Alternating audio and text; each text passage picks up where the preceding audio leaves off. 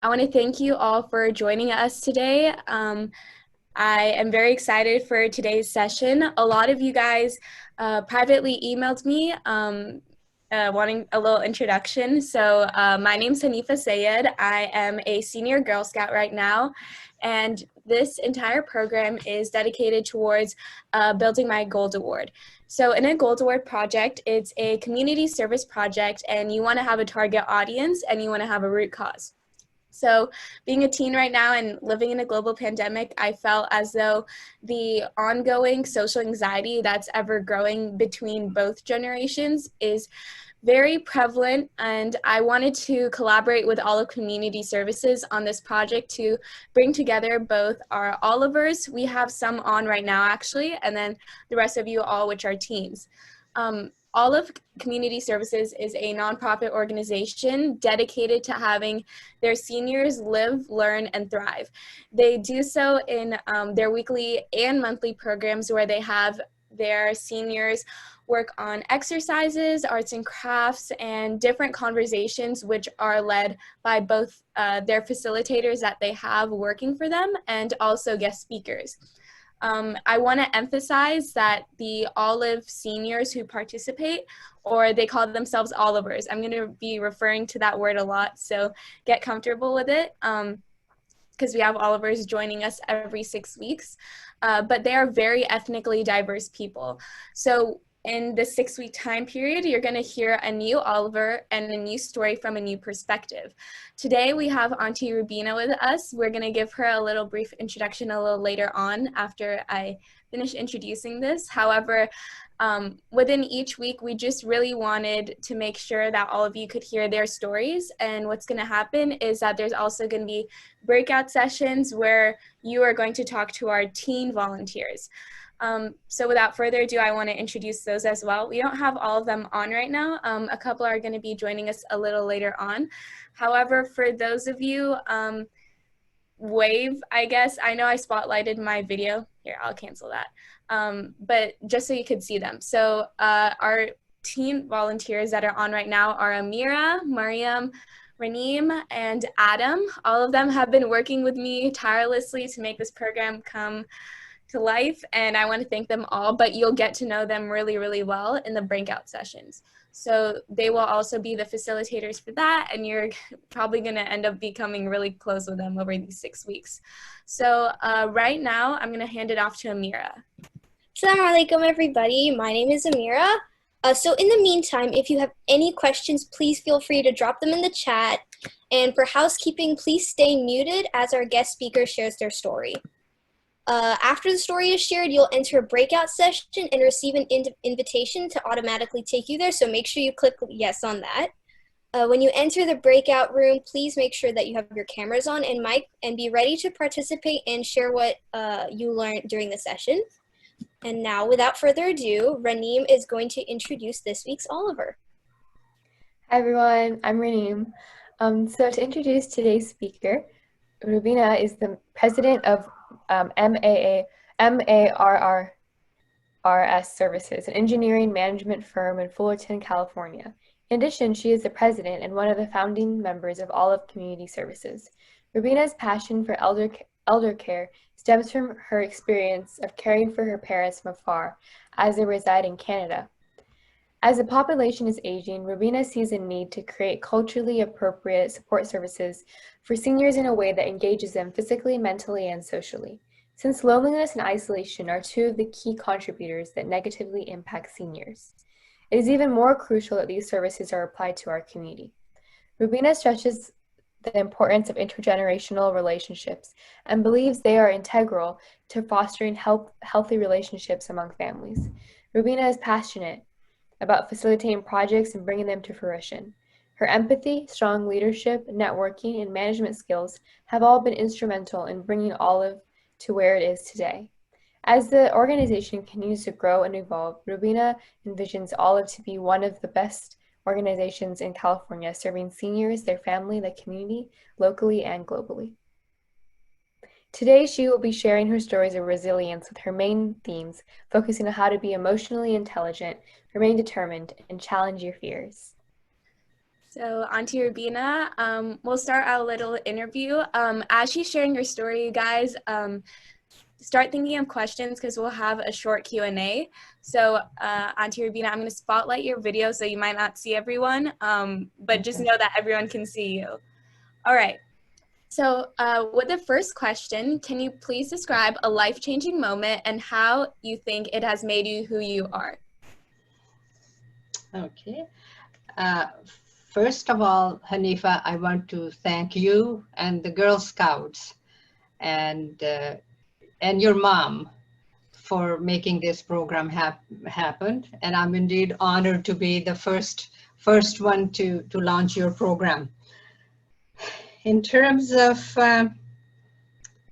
what's the life-changing experience that taught me some lessons, I'm thinking back to when I was in the 7th or 8th grade, similar to your ages. I was in India. I was a good student. And every summer we would get a packet of homework. So when you would come back, then you were given a test. So this particular year, we all took the test and we were very happy. And on the next day when the teacher has graded the exams and she's giving them back, and I'm standing next to her recording the results because, of course, I'm one of the top students and I'm given that honor to stand and record. And then teacher pulls out an exam and she said, which stupid person's exam is that? And I went pale because that was my exam paper. To make the long story short, I was very upset. But after being upset for a little while, I learned several lessons. And the biggest one that I want to share with you is capacity, capability, potential is one thing. And being blessed with that is great, but you have to apply it to take advantage of that. And over the years, I've built a methodology that helps me apply that. And I want to, Hanifa, if you'd like, just briefly share it. And it mirrors the project management methodology. So let's say that you have a SAT exam or a major event. So you write that date and you break it down into steps. And that, I think that ability to take a project, take a goal, make a strategy, make a plan, and get the team together and get the team working, I think is the lesson that I learned that is one of my strengths. I'm not a doer, but I'm definitely a good planner. Thank you. So I think you touched on some really important points specifically. So we're going to go into the next big theme of resilience. You guys, all of our participants filled out a lot of forms relating to that on your registration form. You had a little resiliency test. And reason being is because we want these stories to help build your resilience. So Auntie Rubina, how would you define resilience? Very simple. It's your ability to bounce back. Doesn't matter what the obstacle. If you're dealt lemons, you make a lemonade. If you fail at something, you give yourself time to sulk, whatever it is, but then you pick yourself up. And another one of my philosophies is, I own an engineering consulting company, and our work is based on competition. We write big documents, proposals, they get reviewed. There are 6, 7, 8 companies or teams of companies. And then we do the interviews, and then, majority of the time we lose. So sometimes there are big, huge efforts. And we had one recently with Olive. So you put your heart and soul into it, and when you lose, of course you're disheartened. And I allow myself 3 days of mourning. The first day, you're really down and out and saying, I gave it all. I should have done that. They should have done that. The day after that is, why didn't they see this? Why didn't they see? Why didn't they evaluate? What can I do to make them change their mind, right? And the third day say, okay, let's move on. We did our best. So, it's kind of, you give yourself time to really, that's where your mindfulness and the resilience builds in.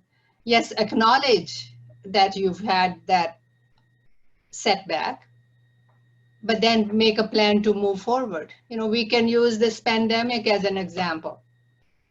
It's been a big setback for everybody, not being able to go out, not being able to go to school. We're working from home. Who could have imagined? I certainly could not have, that you would have engineering design done from people's homes. So we as species are very resilient. And we just have to keep in mind that we need to look inside ourselves. And, for your schoolwork, just make up your mind that you're going to have a good year and even better year, because you won't have to spend the time getting up and going to school and recess and everything. And you can do a lot more work in the same time, right? I really like that, how you talk about humans as a whole and how we're inherently resilient. Yeah. But in terms of your personal experience, do you have any regrets in life? When we had the registration form, I think this was the most asked question, because they wanted to know it, obviously, from the older generation, if they had any regrets or what to watch out for. So do you personally have any? Yes. Yesterday when we spoke, I could think of disappointments. But today I have one experience of regret to share with you. Mostly I look at setbacks as opportunities to learn. So I look at disappointments versus regrets. But the regret that I have is that this was one year where I had served as the president of Board of Education for our community school.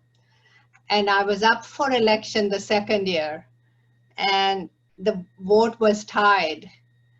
And a couple people came and asked me if I would withdraw my name. And I listened and I withdrew my name. To me, that is my regret. I should have not withdrawn my name. I should have asked some questions, what was their reason behind asking me? Why was it good for the community? Or whatever the logic was.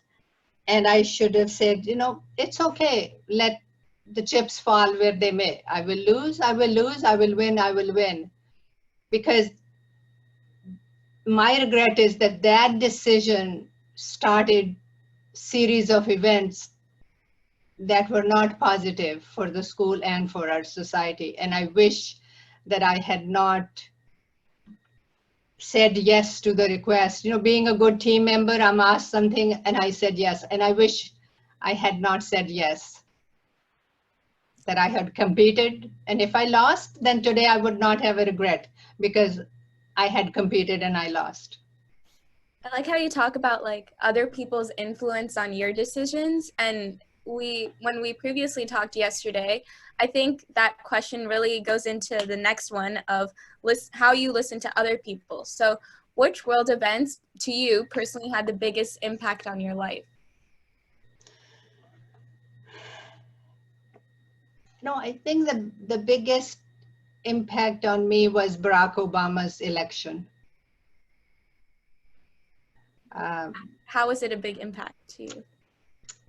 It can be done. There are no limits, and those of you here in the room, there are no limits for you. Here I am, not an engineer, I'm owning an engineering company. There's nothing more special that I did. I just kept moving from one thing to another, kept a positive attitude, stayed open to opportunities. didn't give up. If one road closed, I opened another one. Mm. You know, and I think through this, I got to know what my strengths were and what my weaknesses were. I like that. Yeah. Do you think when you talk about Barack Obama's presidency, I think right now we're obviously living in a global pandemic, but there's also a huge time of social change with obviously through social media, through the protesting. But is there anything that from what your experience when you thought when Obama got elected, you're like, yes, we did it. Do you think that, or what do you expect out of the next generation to follow? So Generation Z. Mm-hmm. What I expect from the next generation is to get to know their leaders and leadership and vote sensibly, because your vote matters. You know what happened 4 years ago and what we are impacted by. You know, your participation matters. Be at the table. Have a voice. Yes. I know a lot of our participants are underage and can't really vote, but that's but you will get there. Yes, get involved. And in the meantime, I'm sure there are other ways that you can support. You can encourage your parents. You can volunteer. You know, you will get your vote. Be ready to exercise that wisely. When you were in your teen years or childhood, you talked about your election, but maybe prior to that, in your earlier years, what ways did you get involved in your community? Sorry, repeat that. What ways did you get involved in your community in like your childhood or teenage years? You know, I've always been involved in community because my skill set is more in communications and people relations, and as I said, I always look for complementing skill sets. So I make sure that I have a team where we can do the whole thing. And I remember one of my dear friends, and we were talking about what would we do when we get old, and they said this, this, and this, and Rubina will always have a project for us to work on. So, you know, in high school, I wasn't involved, but in college, I was my class president. And after that, I think in Southern California, I was on the board of the TV show. Dr. Nazir Khaja had the Islam TV show. I was on that board, and then the community board, and started a couple of nonprofits outside of Olive, and try to serve the community. That's a great answer. All right, so this is probably our last really big question before the Q&A. So I hope all of you guys have your questions ready. But what do you think we can learn from your life, or what piece of advice would you give to us? I think what you can learn from my life is that your choices matter. And when you're faced with choices, do an evaluation, do a sincere evaluation, do your research, do the plus and minus. You know, that methodology of the assets and debits. And then be open. You know, just as a small example, I started my company, Mars, because I was a mother of 3. I wanted to go back to work, but I couldn't really afford to go back full-time to work. I started as a management consultant doing management training. I got dared to go into engineering services. I learned. And you know how I learned? I would go and I would attend meetings and I would take notes. And fortunately, my husband is an engineer. So I would come and say, I'll cook your best dinner. So what does this mean? What does this mean? Where do I get this information? That's how I got myself knowledgeable about the field. not having gone to engineering school. So there's always an opportunity to find information. And I'll share that with every one of you. Do not hesitate to look for advice, look for mentors. Uh, all somebody could say is, sorry, I can't. But if you don't ask, you don't have that answer, right? You don't know. Somebody may just say, yes, I will. Yes, I will. Is that answering your question, Hanifa? Yeah, that's perfect. Am I answering your question? Yes, you're answering our question. Okay. All right, so I'm going to cancel Spotlight video. And now we're going to move to the Q&A portion. So in this part, you can either drop your questions in the chat, make sure it's to everyone, not just, or you could do it privately to me, or raise your hand on Zoom. And then volunteers, you guys can participate as well.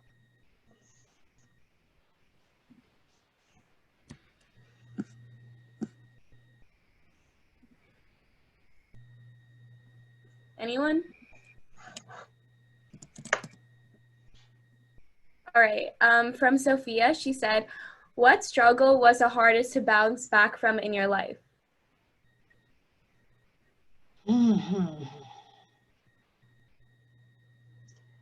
Well, which one was the hardest to bounce back from? I don't know if you'd call this a struggle, but what I'm having challenges with is with this pandemic, because my mom is 92, she's in Canada, and I'm not able to go and see her. And I used to see her every, 4 weeks, 6 weeks. And that's taken a toll on me until about 2 weeks ago, when I went through this self-assessment that's not where I need to be. And I've now set up an iPad where I can communicate with her, and I'm okay now for whatever comes, So that was hard for me in the last month. All right, we're gonna have to do some rapid fire questions because there's okay. Do you have a favorite quote, and if so, what is it? Favorite quote? Yes. I do, and it's from Oprah Winfrey. It's luck is when preparation meets opportunity. I like luck that. is when preparation meets opportunity. From Asya and Jamil, how do you keep yourself from feeling like you've wasted your life or wasted your time? So how do you keep yourself busy and motivated? Well, I have not wasted my life. And I know I will be able to stand in front of Allah subhanahu wa ta'ala and say, I did the best that I could with what you blessed me with. And I will continue to work as hard as I can. What I do is I look for positive things, approaches, projects to do. And if they don't exist, I create them. I like that answer. You're proactive. Yeah. Nyla said, do you worry about the future? Do I worry about the future? Yeah. Sometimes. Yeah, sometimes. Yeah. I like it. I think everyone is kind of hesitant and a little paranoid about the future too, but now some questions relating to quarantine and what you've been doing. So what is something that's kept you busy or something you enjoy during quarantine? Okay. I want to go back to the last one. Yes, I worry about the future, but I don't let it paralyze me. I don't let it control me. I acknowledge it, I accept it, but I don't let it run my life. Yeah. What have I been doing in quarantine? Actually, I've been enjoying quarantine. I've been fortunate that this is my office, and I have an office in Mars corporate office as well. But I was already set up for working from home. And my favorite saying is that now Riaz is working from home also, and his office just 2 doors down the hall, is that now I don't have to answer the question, did you go out today? Otherwise he'd come home, he'd say, oh, what did you do today? Did you go out today? I said, no, we're home. I'm enjoying cooking. We're eating healthy. And I'm missing Ibrahim and Miriam. And no, I'm good with it. I like that. I'm good with it. And actually, I find that I'm more productive because there are less competing priorities.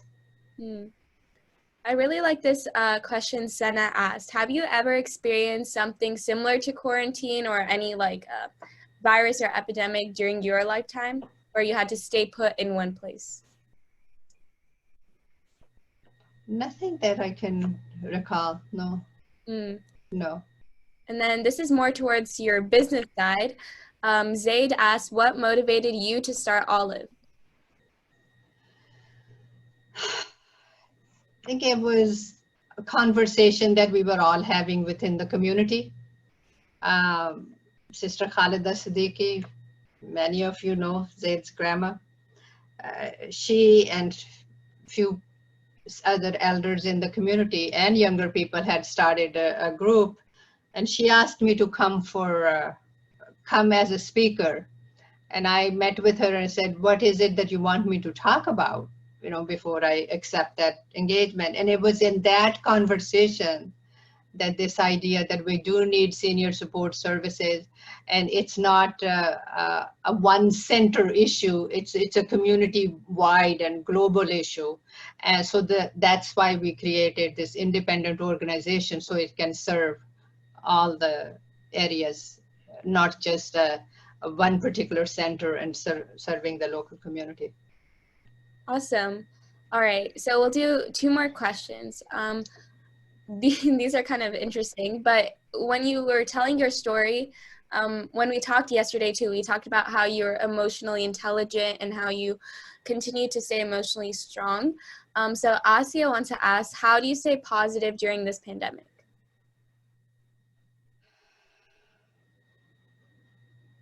I use little tricks or whatever you call, and I listen a lot, I read a lot, and I show everybody, I wore this is my "this too shall pass" ring. There's a story about the king and the wise men, and it ends with "this too shall pass."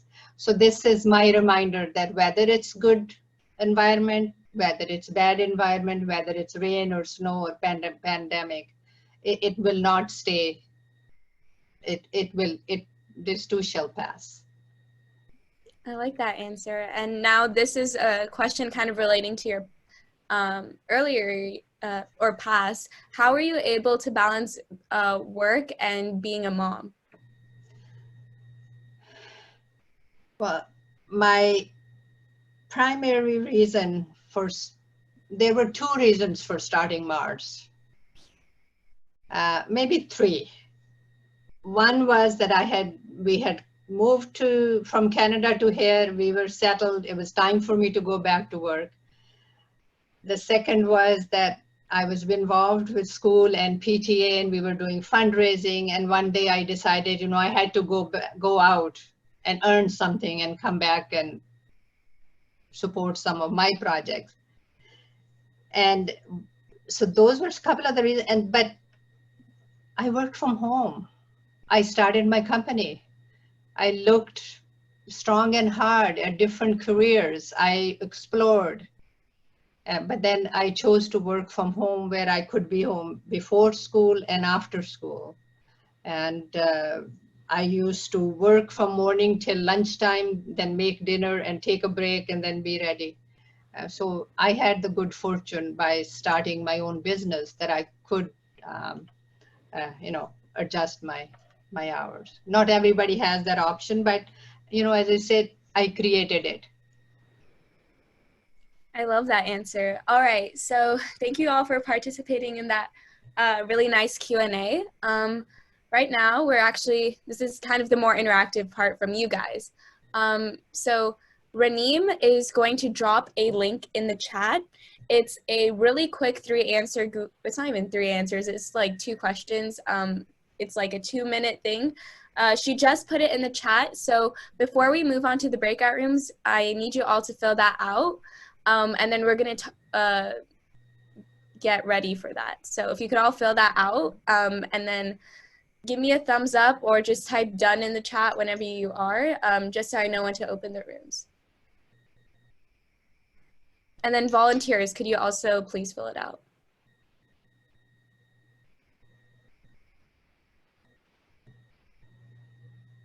So we're done? Yes, we're we're done on your part. Okay, well, thank you very much. Thank you. Thank you for having us. Thank you for coming and talking. This is really enjoyable. Thank you. This is a wonderful project.